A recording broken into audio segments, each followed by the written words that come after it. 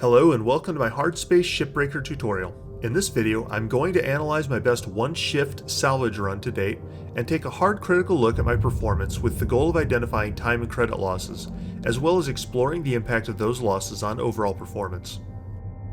But before we get into it, let's take a look at some stats for this run. The name of the ship is the Jackson. It's a Gecko heavy cargo ship, max value of about 15.5 million. The most complete run I've ever done on a Gecko heavy cargo ship salvaged 95.64% of the total value. I refer to that rate as my max utilization percentage. Essentially, this number explains how much of the total value of the ship did you actually salvage. If we multiply the value of this ship by my max utilization percentage, we get a maximum actual value of about 14.8 million credits. So here's some key points about this specific ship. It is high value, high cargo percentage at 12%, and it is Type B, which requires 4 extra cuts on the top rear outer hull portion. Type A and Type B is my own personal designator, and you won't find it noted in game anywhere. You can tell a Type A ship by the 4 cargo hatch doors on the upper middle hull. Type B only has 2 cargo hatches, which means there's usually some other stuff up there like sensor towers or armor plating. My profit on this scrap job was 13,437,690 credits, which is my current record to date. Utilization percentage for this run was 86.82%. This means I left about 1.35 million credits on the table, so there's still a lot of room for improvement. Excluding high value, fast salvage items like reactors and large hull segments, my profit per second was just under 11,500 credits. That number is important, and it'll be used to calculate the break-even times for various components in this run. Break-even time is an important concept to explain. I use it as a way to govern how much time I spend on gathering small components. To find it, first I calculate my profit per second by dividing the total value of all small ticket items, meaning no reactors, thrusters, etc., by the entire time available to gather those parts. Both of those numbers are estimates, by the way. My total for small ticket items in this run is about 9 million credits. My total available time for small ticket items is about 13 minutes. Again, this is an estimate, so there's wiggle room in these calculations. That puts my profit per second at about 11,500 credits. In this run, I'll be dividing the value of various components by this amount to give us a break-even time. Basically, if I can salvage that item faster than the listed time, I've done well. If I take longer than that time, I've done poorly. Some items have a low break-even time, or they don't have a direct path to the barge for recovery. In those cases, it's best to either ignore the part or detach it and hope to remember it later. Now let's move on to the run.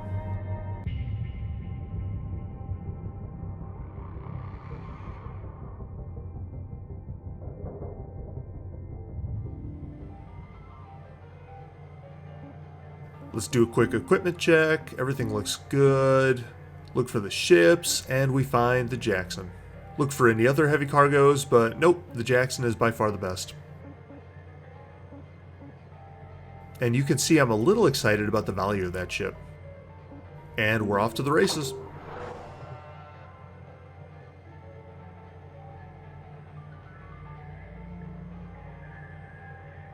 Alright, so we start the run, and I immediately make my first mistake. I manually detach the utility arms, and that's a bad move. The break-even time for the utility arm is 1 second, and a fast tether takes about that long, so tether it and move on because tethers detach objects too. 2 armor plates are worth 136,000 credits with a total break-even time of 12 seconds. I spent 10 seconds here, so not a bad job. Antennas are worth 18,000 credits, but they're difficult to get to the barge. Either ignore them or detach them and let them float in the air for later recovery. More armor plates, not bad cuts.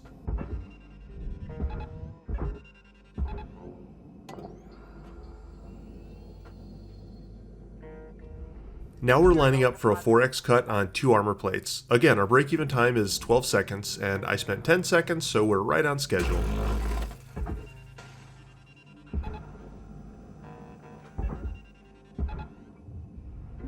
And now we go into the airlock. There are 4 airlock consoles per side, so you break even at 16 seconds of work each side, which gets you 180,000 credits. Airlock pressure levels increasing. Here's another mistake. I should not have detached all the crates from each other. I only need to detach the bottom crates.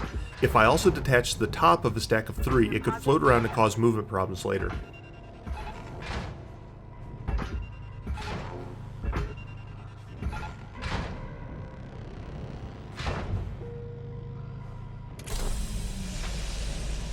I used Z to get past the first depressurization event, but I have less luck on the second one.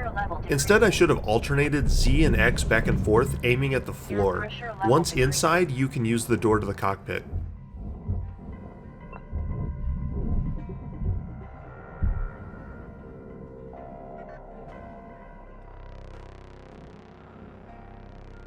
I detached this heatsink with a tether because the heatsink is bugged currently and it's physically connected to the upper outer hull. It needs to be detached in order to peel the hull later. Airlock pressure levels dropping. The light gray box between the dark gray skirts is the actual airlock itself. It is worth 75,000 credits, but freeing it would take far longer than its 6.5 second break-even time. Even though it felt good at the time, this double cut is hot garbage. A quad cut is possible on Type Bs, and it would have saved me 2 sets of 12 seconds each.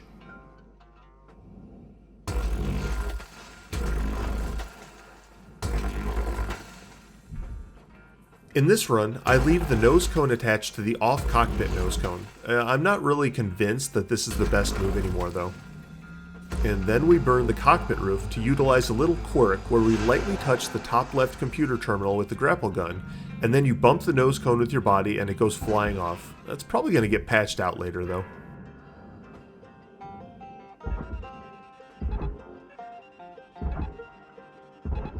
So I did a little research after this run, and I found out that all you need for both nose cone pieces and both side hull pieces is 4 tethers.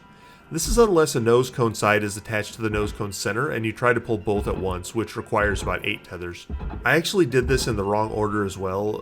If I did it again, I'd pull a side hull, then a nose cone, then the other side hull, then the other nose cone. This whole section is just gummed up and I really lost a lot of time on it. I should have tethered the heatsink to the barge and just been done with it. Instead, I monkeyed around and lost a bunch of time.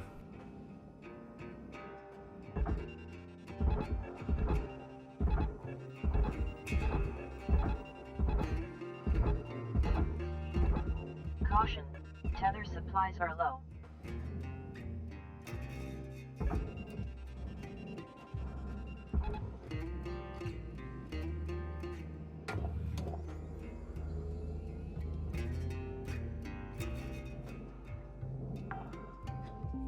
On the reactor cage, speed isn't the goal, caution is the goal. So these are 4 good, careful cuts, and they're a little slow. But that's okay really, because they need to be perfect or else you're dead.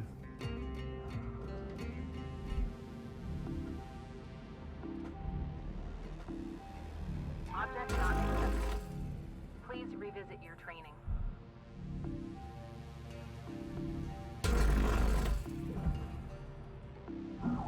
Valuable object processed. Credits deposited.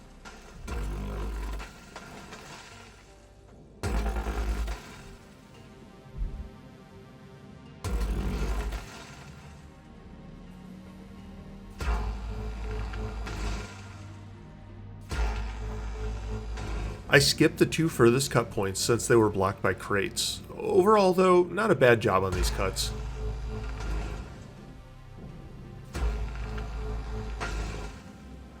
Gotta go grab some junk to shoot at this cut guard, so I go up to get a light. In my opinion, cut guards are badly implemented right now, and I really don't see any reason why this guy can't just have rocks in his pocket and shoot him at the part.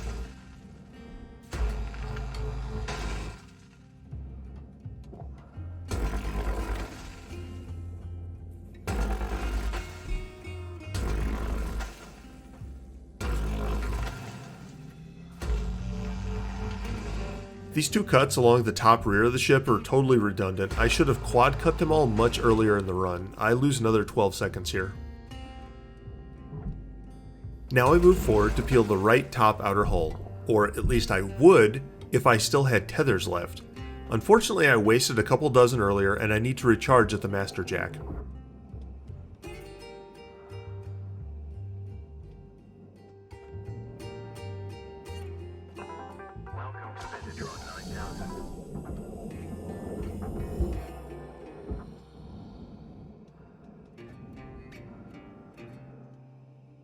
Like I mentioned before, this part of the outer hull should already be in the processor. I think I used 12 tethers, which is ridiculous overkill since I only need 4. This whole section is just really messed up. Cutting those front 2 cut points I skipped earlier, normally these would already be done, but they were blocked.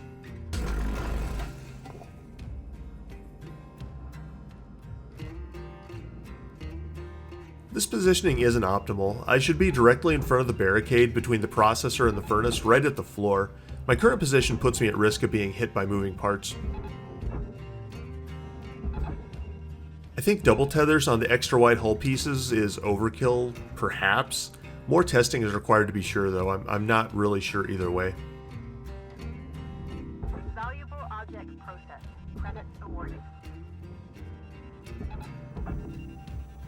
Really, these are good clean pulls on the right lower outer hull plates, but I mean, I guess the joke's on me because I shouldn't have to pull them individually anyways. This side of the ship should be left together and you pull the entire bottom side into the processor at the same time.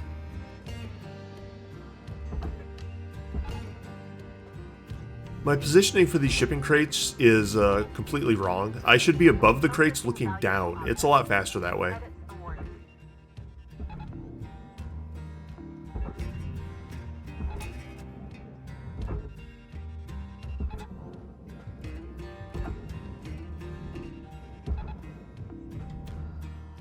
Salvage secured.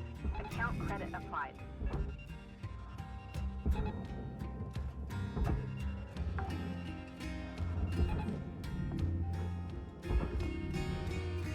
Salvage secured. Credits deposited. Right after pulling the left side crates, I should enter the left airlock from the top, salvaging airlock consoles as I go down.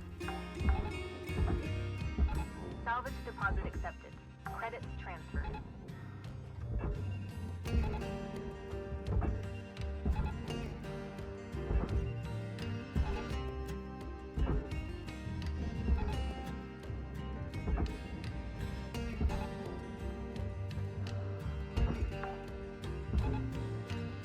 Salvage secured.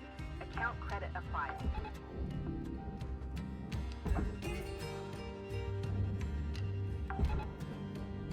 I should strip the right airlock of its 4 consoles as well. Another lost 135,000. 270,000 total, or 20% of my total missed profit. Also, the airlock blocks should only be pulled with 1 tether. 3 is overkill.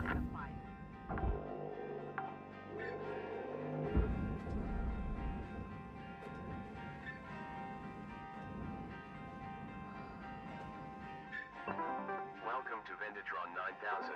Thank you for your purchase.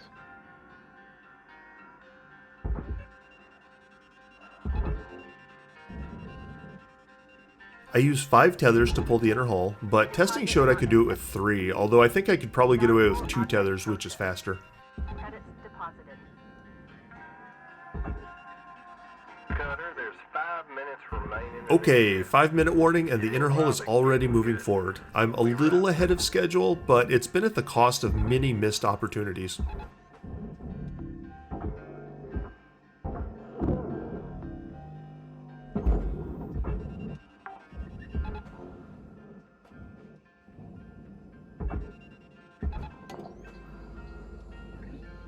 Now it's time to extract the environmental control unit.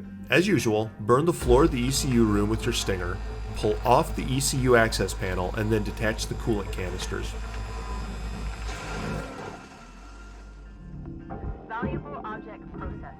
Credits awarded. I use manual detachment here, but if you have the tethers, you can sometimes tether the canisters together to detach them a little bit quicker.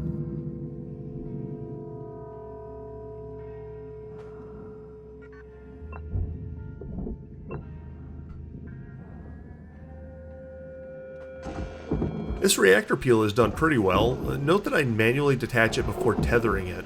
That prevents the reactor and thruster assembly from moving down into the barge. Meltdown triggered. Action urgently required.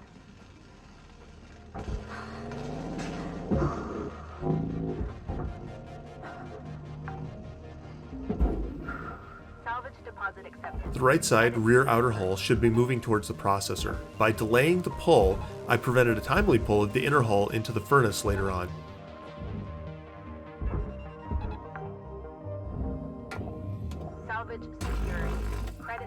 deposited.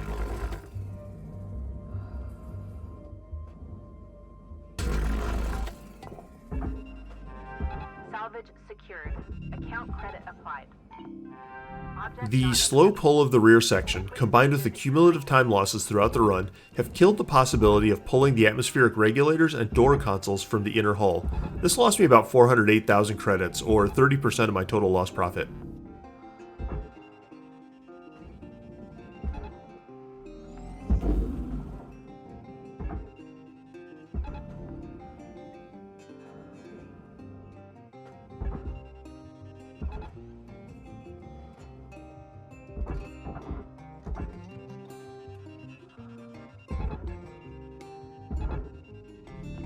More overkill tethering here. The magic number is 3, not 6.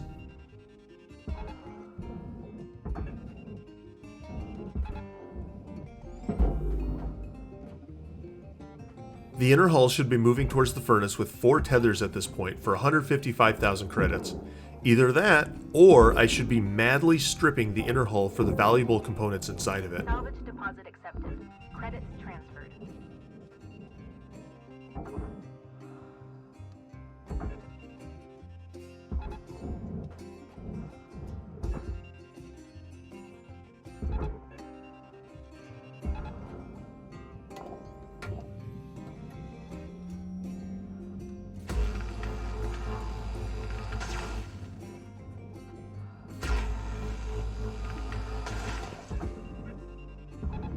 Valuable object processed. I had a little extra time, and I could have stingered the aluminum panel that the heat spreader was mounted on for an easy 30,000 credits.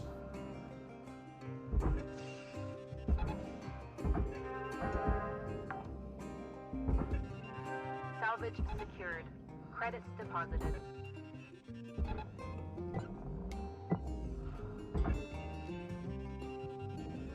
This pull was ridiculously slow, and I should really be ashamed of it. Lost me about 7 seconds. Caution, tether supplies are low.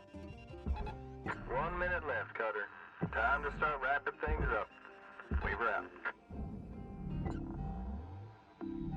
All of the remaining tethers should be on the inner hull right now. I lost probably 50,000 credits from failing to process the entire inner hull before the end of the shift. The proper technique for removing these computer terminals is to tether each one individually to the barge. Manually disconnecting them is the wrong approach. Cutter, you're out of tether. Out of all the surprises I had while researching for this video, the storage bins were the biggest one. These 12 items are worth 86% more than the inner hull assembly itself. They accounted for 21% of my missed income on this run. This was a tremendous loss. Next time, I'm gonna stinger the cockpit floor and tether them out onto the barge in groups of 4. And as a final cherry on top, I completely missed a computer terminal in front of the processor. That terminal was worth 49,250 credits, or 3.5% of my total missed profit. Although I felt pretty good about this run when I finished it, and it set a record for me, really in hindsight, it was basically garbage. I've included a price list of components found in the Gecko heavy cargo ship right here, as well as in the description for this video. Hope you enjoyed. Take care.